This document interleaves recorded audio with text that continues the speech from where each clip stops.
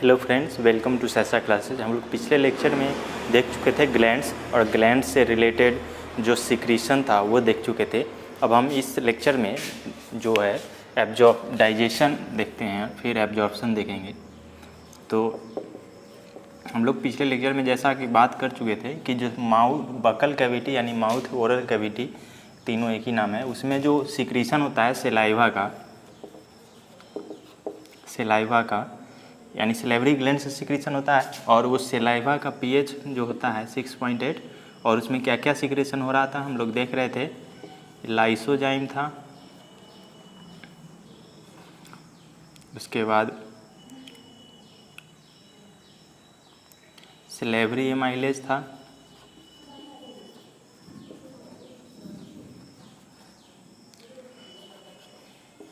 उसके बाद इलेक्ट्रोलाइट्स था।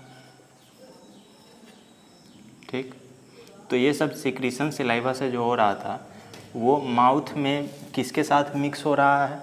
हम लोग फूड ले रहे हैं तो ये सेलाइवा जो है मिक्स होता है फूड के साथ, और मिक्स होकर के क्या बनाता है, बोलस बनाता है। ठीक, और ये बोलस जो है कहाँ जाता है, स्टोमक में जाता है। ठीक, जब बोलस बन गया तो फेरिंग्स के थ्रू, ईसोफेगस के थ्रू कहाँ जाएगा, स्टोमक में जाएगा, और स्टोमक में इकट्ठा होता है। ठीक, तो डाइजेशन की बात करें तो माउथ में जो है डाइजेशन होता है, सेलेवरी एमाइलेज से स्टार्च का डाइजेशन शुरू हो जाता है। स्टार्च जो है डाइजेस्ट हो जाएगा और डाइजेस्ट होके माल्टोज बनाता है। किसकी मदद से, सेलेवरी एमाइलेज। सेलेवरी एमाइलेज जो एंजाइम है उसकी मदद से स्टार्च जो है, इसीलिए देखेंगे आप जब रोटी खा रहे होंगे, जब रोटी ऐसी खाएंगे तो रोटी जब ज़्यादा चबाएंगे मुंह में ही तो सेलेवरी एमाइलेज क्योंकि रिलीज हो रहा है सेलाइवा से, सेलाइवा में मिल रहा है तो उसको मीठा लगेगा। क्योंकि ये स्टार्च जो है मैक्रो मॉलिक्यूल है, माल्टोज माइक्रो मॉलिक्यूल है, लेकिन ये क्या है, सैकराइड्स है यानी कार्बोहाइड्रेट है। और कार्बोहाइड्रेट जो होता है टेस्ट में मीठा होता है, इसीलिए उसका जब ब्रेकडाउन होता है तो माल्टोज में कन्वर्ट होना शुरू हो जाता है, जिसके कारण हमको मीठा लगता है। तो सेलेवरी एमाइलेज हेल्प करता है स्टार्च को डाइजेस्ट होने में। ठीक, और लाइसोजाइम क्या करता है, लाइसोजाइम प्रोटेक्ट करता है पैथोजेनिक बैक्टीरिया से, प्रोटेक्ट और उसको मार देता है, किल करता है बैक्टीरिया। यानी अगर बैक्टीरिया गलती से हमारे फूड के थ्रू चला गया माउथ में तो ये लाइसोजाइम जो है हेल्प करता है उस बैक्टीरिया को किल करके हमारे फूड को सुरक्षित करता है। ठीक, तो अब फूड जो है मिक्स हो चुका है किसके साथ, सेलाइवा के साथ, और वो क्या बन चुका है, बोलस। ध्यान रखिएगा, बोलस बन चुका है। और बोलस, अब उसको बोलस बोलेंगे जब मिक्स हो गया सेलाइवा के साथ फूड, बोलस बोलेंगे। और बोलस अब माउथ से कहाँ जाएगा, फेरिंग्स में, फिर फेरिंग्स से कहाँ जाएगा, ईसोफेगस में, फिर ईसोफेगस से अब कहाँ आ गया, स्टोमक में। ठीक, स्टोमक में आ गया भोजन। अब देखते हैं हम लोग कि स्टोमक में क्या क्या डाइजेशन और कैसे कैसे डाइजेशन होता है। ये क्या था, ये कहाँ देख रहे थे, इन बकल कैविटी। हम लोग देख रहे थे अभी कि बकल कैविटी में क्या क्या हो रहा था। ठीक, अब हम लोग देखते हैं कि स्टोमक में क्या होता है। अब हम लोग स्टोमक में देख रहे हैं, इन स्टोमक। ठीक, स्टोमक में जो होता है गैस्ट्रिक ग्लैंड रहता है। हम लोग 3 ग्लैंड देख चुके थे, सेलेवरी ग्लैंड, ठीक, आपको लीवर और पैंक्रियाज, ये चौथा ग्लैंड है जो कहाँ रहता है, स्टोमक में, उसे गैस्ट्रिक ग्लैंड बोला जाता है। और गैस्ट्रिक ग्लैंड से क्या सिक्रीट होता है, गैस्ट्रिक जूस सिक्रीट होता है। गैस्ट्रिक ग्लैंड से क्या सिक्रीट होगा, गैस्ट्रिक जूस सिक्रीट होगा। और इस गैस्ट्रिक जूस जो है ये ऐसी सिक्रीट नहीं होता है, इसमें 2-3 सेल होते हैं, ग्रुप ऑफ सेल से बना होता है गैस्ट्रिक ग्लैंड। जिसमें पहला सेल की बात करें तो म्यूकस सेल या नेक सेल बोल सकते हैं। ठीक, जो क्या सिक्रीट करता है, म्यूकस सिक्रीट करता है। दूसरा सेल की बात करें पेप्टिक सेल, या इसे चीफ सेल बोला जाता है, या इसे जाइमोजेन सेल बोल सकते हैं, जाइमोजेन सेल। और ये क्या सिक्रीट करता है? पेप्सिनोजेन सिक्रीट करता है, प्रोइंजाइम पेप्सिनोजेन। और ये जो इंजाइम है प्रोटीन को पचाने वाला, ये इनएक्टिव फॉर्म में रहता है, एक्टिव नहीं होगा। एक्टिव कब होगा? जब HCl सिक्रीट होगा। और HCl जो है वो सिक्रीट कहाँ से होता है? वो होता है पेराइटल सेल से। पेराइटल सेल, जिसे ऑक्जेंटिक सेल भी बोलते हैं, इससे क्या सिक्रीट होता है? HCl। और एक और चीज़ सिक्रीट होता है इंट्रिंसिक फैक्टर। Intrinsic factor.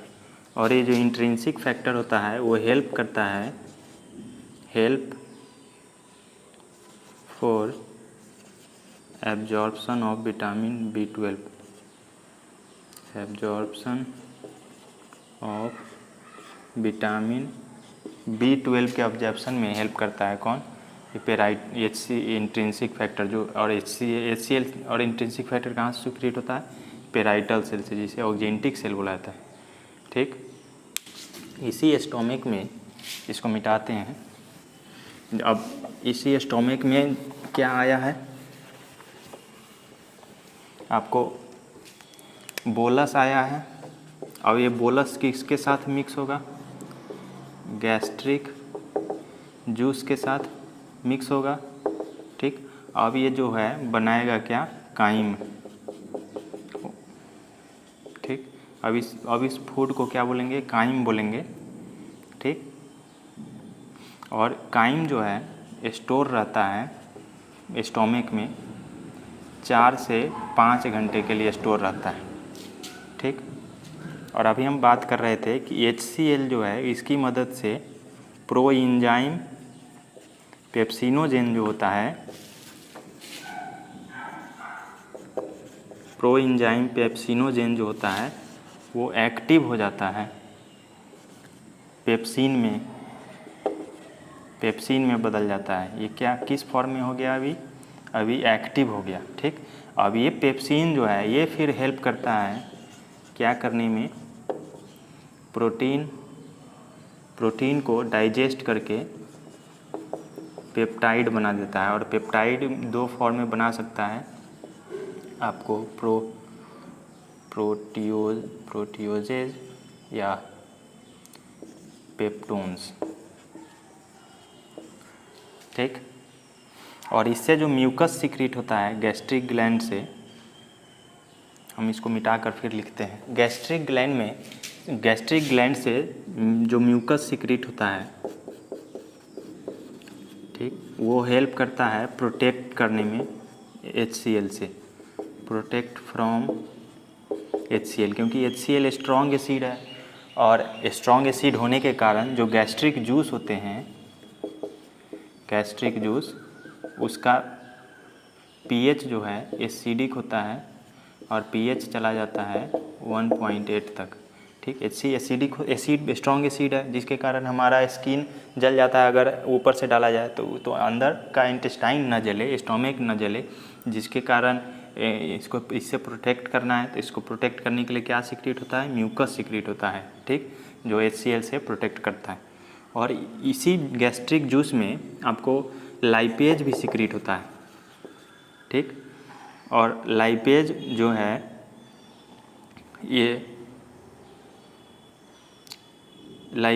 है ये स्मॉल इंटेस्टाइन में स्मॉल अमाउंट में सिक्रीट होता है। सॉरी, स्मॉल इंटेस्टाइन नहीं, स्मॉल अमाउंट में सिक्रीट होता है। ठीक, और गैस्ट्रिक जिससे एक और जो चीज़ सिक्रीट होता है रेनिन। ठीक, रेनिन क्या है? ये भी एंजाइम है, प्रोटियोलाइजेज एंजाइम है। प्रोटियोलाइजेज के एंजाइम का क्या मतलब होता है? कि प्रोटीन को डाइजेस्ट करने वाला। ठीक, ये रेनिन जो है प्रोटियोलाइजेज एंजाइम है जो हेल्प करता है डाइजेशन में चाइल्ड के अंदर जो जब मदर मिल्क ले रहा होता है या ले रही होती है तब उसको डाइजेशन में हेल्प करता है मिल्क के। ठीक, digestion of milk protein, milk में जो प्रेजेंट प्रोटीन है उसे डाइजेस्ट करता है। ठीक, अब ये जो है गैस्ट्रिक जूस प्लस बोलस जो आया था इसोफेगस से, इसमें मिक्स होकर के क्या बन गया, काइम बन गया। अब ये काइम कहाँ जाएगा, काइम जाएगा आपको स्मॉल इंटेस्टाइन में। स्मॉल इंटेस्टाइन का सबसे पहला पार्ट क्या है, यू शेप का आपको ड्यूडेनम है, उसके बाद जेजुनम है, उसके बाद इलियम है। तो अब हम लोग बात करते हैं कि स्मॉल इंटेस्टाइन में आखिर क्या होता है इस काइम के साथ, यानी इस फूड के साथ। अब हम लोग देखते हैं स्मॉल इंटेस्टाइन में, in small intestine, small intestine में काइम आ गया है, कहाँ से, इस स्टोमक से। अब काइम आया है तो ड्यूडेनम से होते हुए जाएगा। तो ड्यूडेनम में अब देखिए सिक्रीशन किसका हो रहा है, एक पैंक्रियाज का सिक्रीशन हो रहा है, उसके साथ इसमें बाइल जूस जो गॉल ब्लैडर से आ रहा है, जो इकट्ठा हो रहा था गॉल ब्लैडर में, लीवर से जो सिक्रीट होता है बाइल जूस। तो bile juice plus pancreatic juice plus small intestine में भी ग्लैंड है। जैसे स्टोमक के लेयर में म्यूकोसा लेयर में रहता है ग्लैंड, उसी तरह स्मॉल इंटेस्टाइन के भी म्यूकोसा लेयर में इंटेस्टाइनल ग्लैंड है, जैसे यहाँ गैस्ट्रिक ग्लैंड था। ठीक, तो यहाँ भी इंटेस्टाइनल ग्लैंड का भी सिक्रीशन होगा। अब काइम के साथ क्या मिक्स होगा, आपको बाइल जूस मिक्स होगा plus pancreatic juice plus intestinal juice secrete होगा। ठीक, तो हम लोग पहले इंटेस्टाइनल जूस नहीं पढ़े हैं, वो पहले पढ़ लेते हैं। जैसे 3 ग्लैंड तो पढ़ लिए, सलाइवा पढ़ लिए, लीवर पढ़ लिए, पैंक्रियाज पढ़ लिए, और चौथा ग्लैंड भी हम लोगों ने देखा जो स्टोमक में प्रेजेंट है, गैस्ट्रिक ग्लैंड। अब ये 5वां ग्लैंड है इंटेस्टाइनल ग्लैंड, जिससे इंटेस्टाइनल जूस सिक्रीट होता है, इंटेस्टाइनल ग्लैंड। ठीक, जिससे क्या सिक्रीट होता है, इंटेस्टाइनल जूस।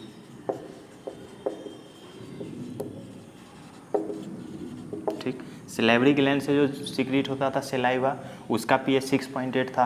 गैस्ट्रिक जूस जो गैस्ट्रिक ग्लैंड से सिक्रीट हो रहा था स्टोमक में, उसका pH 1.6 था। अब इंटेस्टाइनल जूस जो सिक्रीट होता है इंटेस्टाइन से, उसका pH कितना रहता है, 7.8 रहता है, स्लाइटली बेसिक रहता है ये। ठीक, सॉरी मक्खी आ गया, ये 7.8 रहेगा इसका pH। ठीक, और इसकी बात करें तो इंटेस्टाइनल जूस को, जो इंटेस्टाइनल जूस है, इसे सक्कस इंटेरिकस भी कहा जाता है।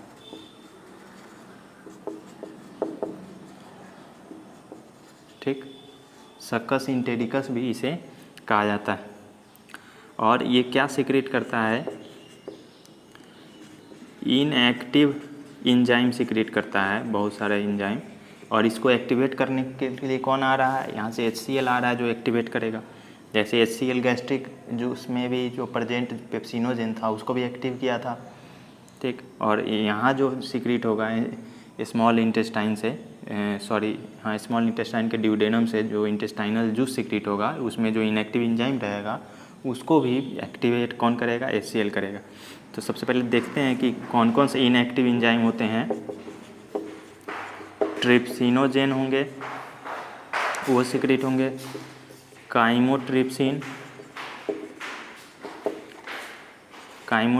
के बाद आपको प्रोकार्बोक्सी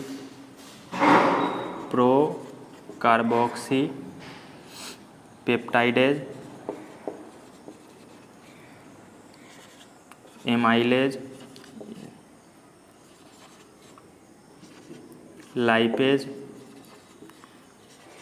और न्यूक्लिएज।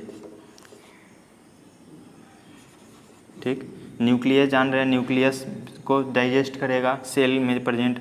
लाइपेज लिपिड को डाइजेस्ट करेगा। ठीक, एमाइलेज डाइजेस्ट करेगा आपको प्रोटीन को प्रोटीएज पेप्टाइडेज डाइजेस्ट करेगा, एमाइलेज कार्बोहाइड्रेट को डाइजेस्ट करेगा, तो ये सब डाइजेशन होगा। ठीक, तो पहला क्या इसमें सिक्रीट हुआ इंटेस्टाइनल जूस में, इनएक्टिव एंजाइम। ठीक, और दूसरा जो है इंटेरोकाइनेज रहता है, इंटेरोकाइनेज सिक्रीट होता है। ठीक, ये दो चीज़ सिक्रीट होता है। ठीक, अभी इसको रफ करते हैं फिर आगे बताते हैं आपको। एरोकाइनेज जो स्मॉल इंटेस्टाइन से जो जूस सिक्रीट होता है, अभी हम बात कर रहे थे, ये इंटेरोकाइनेज ये एक्टिव करता है आपको ट्रिप्सिनोजेन को, ट्रिप्सिन में। ठीक, और ट्रिप्सिन जो है ये एक्टिव करेगा अदर एंजाइम को, दूसरे एंजाइम को भी एक्टिव करेगा ट्रिप्सिन। ठीक, ट्रिप्सिनोजेन एक्टिव हुआ इंटेरोकाइनेज से, और इंटेरोकाइनेज से जो ट्रिप्सिनोजेन, ट्रिप्सिन जो ये एक्टिव फॉर्म है ये एक्टिव करेगा दूसरे एंजाइम को। ठीक, उसके बाद बाइल जूस जो हम लोग पढ़े थे, जो यहाँ गॉल ब्लाडर से निकलता है, जो सिक्रीट होता है लीवर से। ठीक, इसमें कोई भी एंजाइम नहीं रहता है, ये ध्यान रखना है, कोई भी एंजाइम सिक्रीट नहीं होता है। जैसे हम लोग जानते हैं कि बाइल जूस से 3 चीज़ सिक्रीट होता है। सबसे पहला साल्ट, बाइल साल्ट। ठीक, bile acid, bile salt, bile acid और बाइल पिगमेंट, बिलीरुबिन, बिलीवर्डिन। ठीक, ये सब, लेकिन कोई भी एंजाइम नहीं रहता है बाइल जूस में। और बाइल जूस में जो ये बाइल जूस है, ये इसका इम्पोर्टेंट एक क्या काम है कि ये हेल्प करता है फैट के इमल्सिफिकेशन में। क्या है फैट का इमल्सिफिकेशन, हम लोग अभी समझेंगे। इमल्सिफिकेशन, फैट इतना आसानी से डाइजेस्ट नहीं होता है। ठीक, वो इनसॉल्युबल सब्सटेंस है फैट, इसीलिए उसको सॉल्युबल सब्सटेंस में कन्वर्ट करने के लिए ये बाइल जूस बहुत इम्पोर्टेंट है। ठीक, अब हम लोग देखते हैं कुछ कन्वर्जन जो है, कौन सा चीज़ किस में कन्वर्ट होता है। जैसे डाइजेस्टेड, अब जो फूड जो टूट चुका है तो कितने कितने मॉलिक्यूल में टूटेगा। जैसे न्यूक्लियस, हर जो सेल जो न्यूक्लियस में है, जैसे कोई भी फूड जो हम लोग खाते हैं वो भी तो एक तरह का सेल ही है, और सेल ब्रेक डाउन होता है तो सेल किस चीज़ से बना है, प्रोटीन से बना है। ठीक, फैट से बना है, कार्बोहाइड्रेट से बना है। ठीक, फैट, प्रोटीन, कार्बोहाइड्रेट, और साथ में न्यूक्लियस है, न्यूक्लियोटाइड है, न्यूक्लियोसाइड है, सब ब्रेक डाउन होगा, सब ब्रेक डाउन होकर सब छोटे छोटे पार्टिकल्स में, ठीक है, बटेंगे। और उसके लिए एंजाइम हम लोग देख लिए हैं कि सारे एंजाइम सिक्रीट हो चुके हैं यहाँ बाइल जूस से, पैंक्रियाटिक जूस से और इंटेस्टाइनल जूस से। ठीक, और सारा जो है डाइजेस्ट करेगा अब जो फूड आ चुका है स्मॉल इंटेस्टाइन में, स्मॉल इंटेस्टाइन में ही अब डाइजेशन कंप्लीट होगा। क्या क्या डाइजेशन होगा, कौन मॉलिक्यूल किस में कन्वर्ट होगा, वो हम लोग देखते हैं।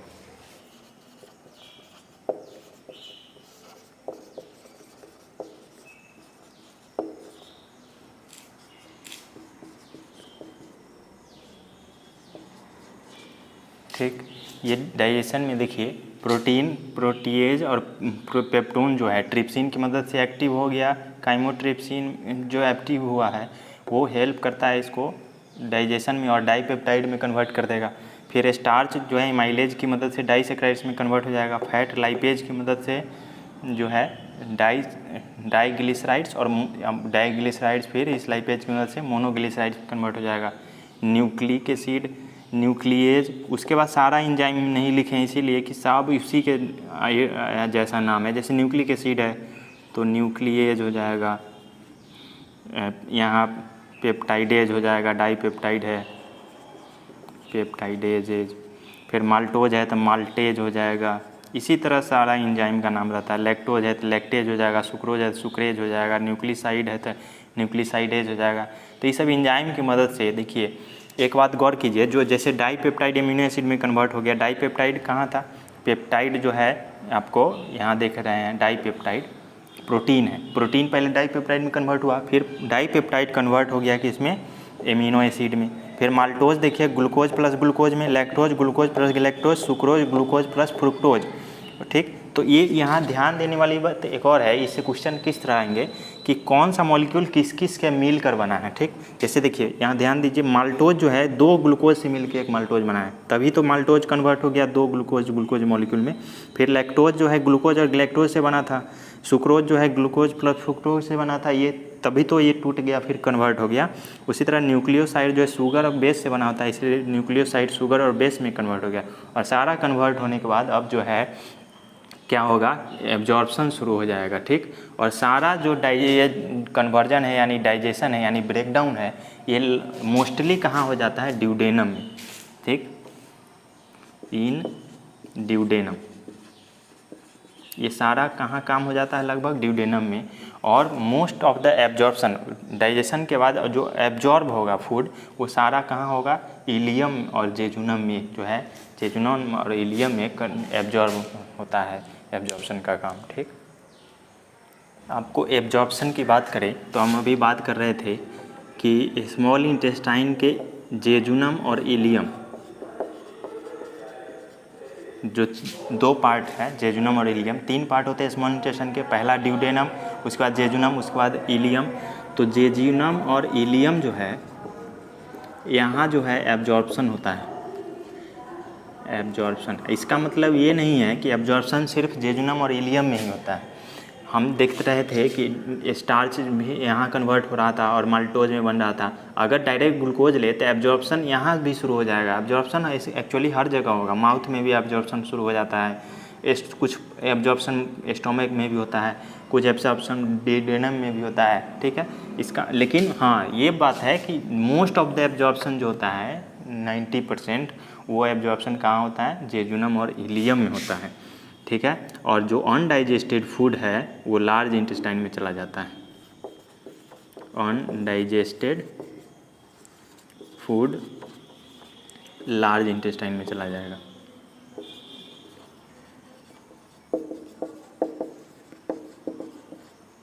ठीक, अब फूड कहाँ आ गया, लार्ज इंटेस्टाइन में। लार्ज इंटेस्टाइन में देख रहे हैं ये सीकम है, फिर कोलॉन, 3 गो कोलॉन, फिर रेक्टम है।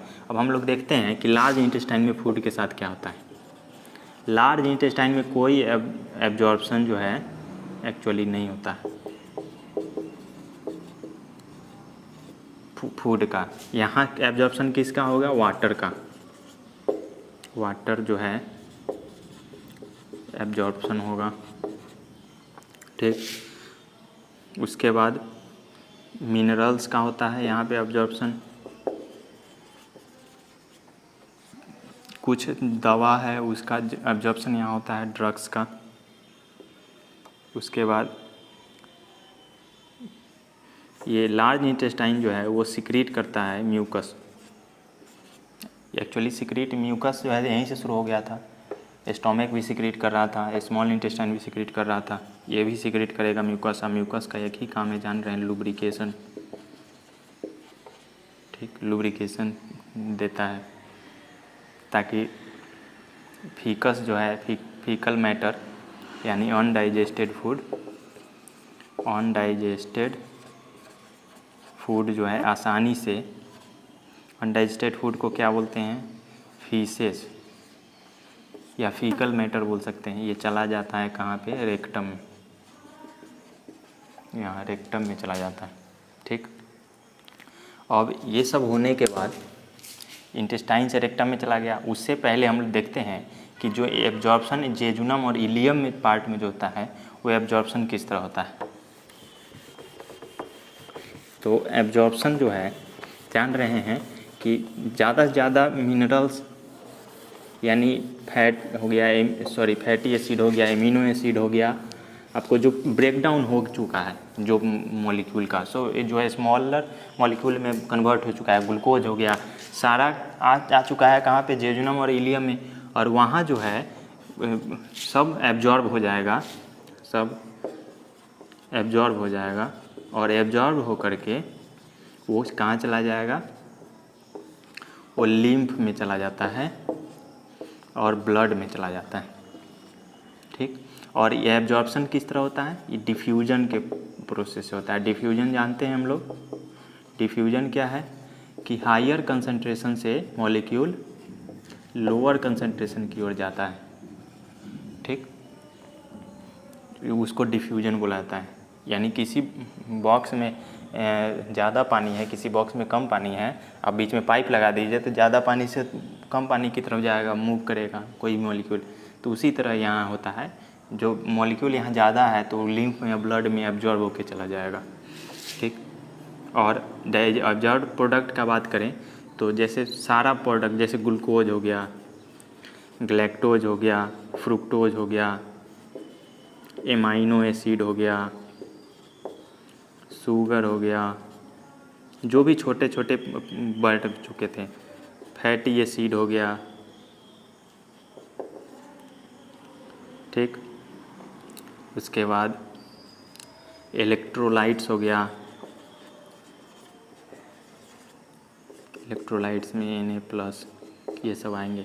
ये सब एब्जॉर्ब प्रोडक्ट है। ये सब प्रोडक्ट कहाँ चले जाते हैं? लिम्फ और ब्लड में चले जाते हैं, ठीक। लेकिन कुछ ऐसे सब्सटेंस है जो अपने डिफ्यूजन से नहीं जाते हैं, उसको किसी कैरियर की मदद लेना पड़ता है, ढोने वाला।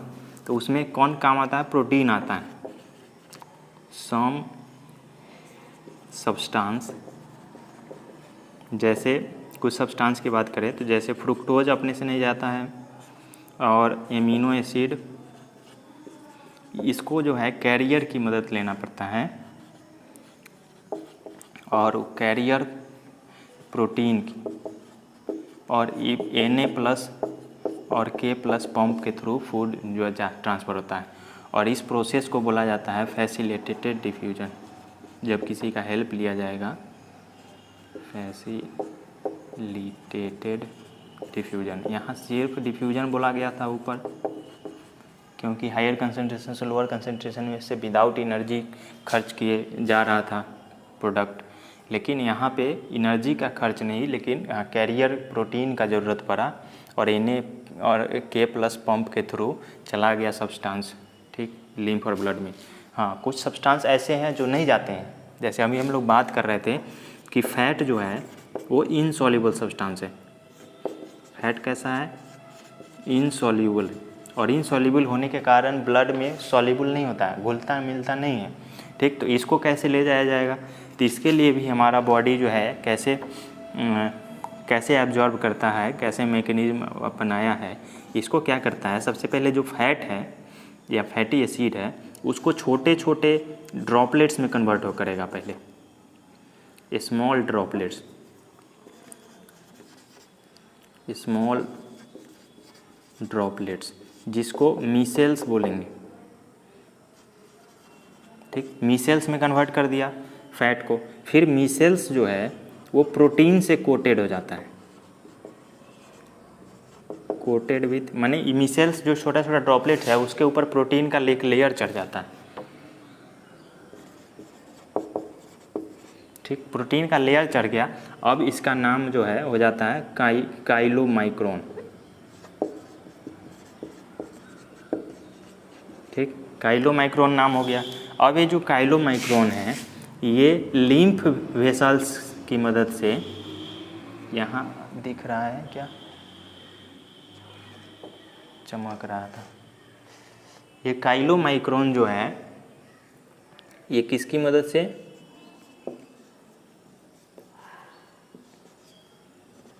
थोड़ा ऊपर लिखते हैं, लिम्फ वेसल्स की मदद से। और लिम्फ वेसल्स को क्या बोलते थे? लैक्टियल्स बोलते थे,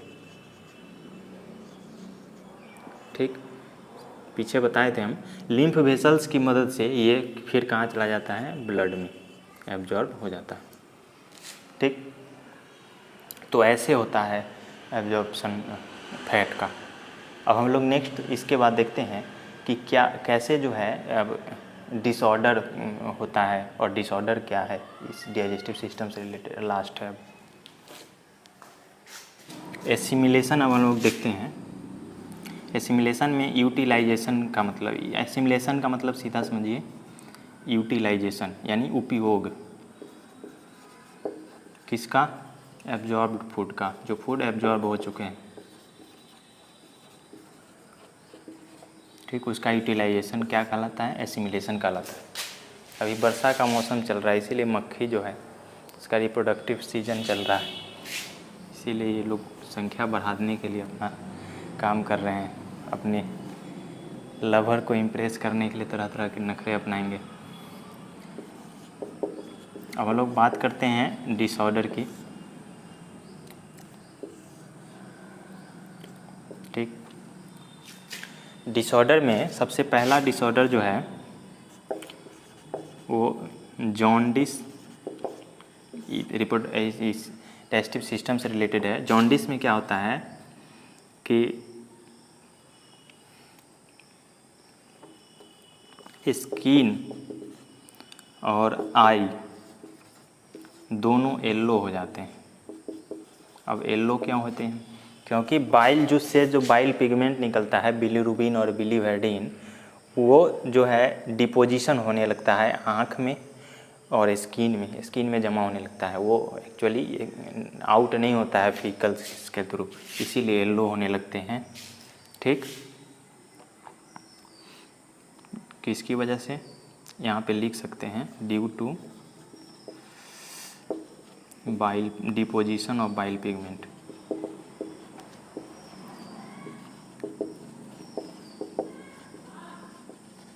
ठीक, दूसरे डिसऑर्डर की बात करें तो आपको डायरिया तीसरा में है, वोमिटिंग पहले समझते हैं। क्या समझना है, आप लोग जान ही रहे हैं। वोमिटिंग, जो फूड डाइजेस्ट नहीं हो रहा है और आगे भी नहीं पास आउट हो रहा है, तो ये सब CNS सेंट्रल नर्वस सिस्टम की मदद से हमारा बॉडी क्या करता है, उल्टा कर देता है। यहाँ का वाल्व ओपन होगा और वाल्व ओपन होकर के फिर इसोफेगस और फेरिंग्स के थ्रू माउथ से बाहर निकाल देता है। बोलता है कि कैसा कैसा खाना खा लेते हो, पच नहीं रहा है। और वोमिटिंग का कंट्रोल सेंटर जो है मेडुला में होता है।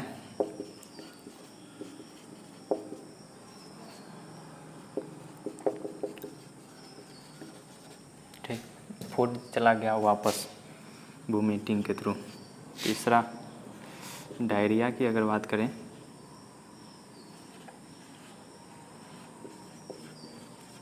ठीक, लिक्विड डिस्चार्ज होता है। लिक्विड यानी जो फीकल मैटर है वो लिक्विड के फॉर्म में हो जाएगा और साथ साथ एब्जॉर्प्शन जो है ख़त्म हो जाता है। जब फूड तो खाते हैं लेकिन फूड एब्जॉर्ब नहीं हो पाता है। मक्खी का क्या करें हम, समझ नहीं आ रहा है। रिड्यूस, हम बोल रहे हैं आप समझिए, absorption of food, absorption of यानी फूड का एब्जॉर्प्शन जो है कम हो जाता है, जिसके कारण लिक्विडिटी आ जाती है फीसेस में। इस प्रोसेस इस डिसऑर्डर को क्या बुलाता है, डायरिया। नेक्स्ट डिसऑर्डर है कॉन्स्टिपेशन। कॉन्स्टिपेशन जो होता है क्या होता है, इरेगुलर मूवमेंट होने लगता है फीसेस का और साथ साथ फीसेस जो है रेक्टम में ही रिटेन हो जाता है। फीसेस रिटेन्ड इन रेक्टम, ठीक, और रेक्टम में रिटेन हो जाता है। और अभी हम बात कर रहे थे कि इरेगुलर मूवमेंट हो जाता है।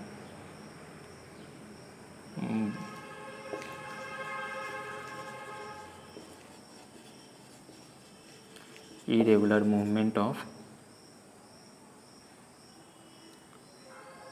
फीसेस, चमक तो नहीं रहा, फीसेस, ठीक। और एक लास्ट डिसऑर्डर है आपका इनडाइजेशन, अपच, नॉट प्रॉपरली डाइजेस्टेड, समझ रहे हैं आप।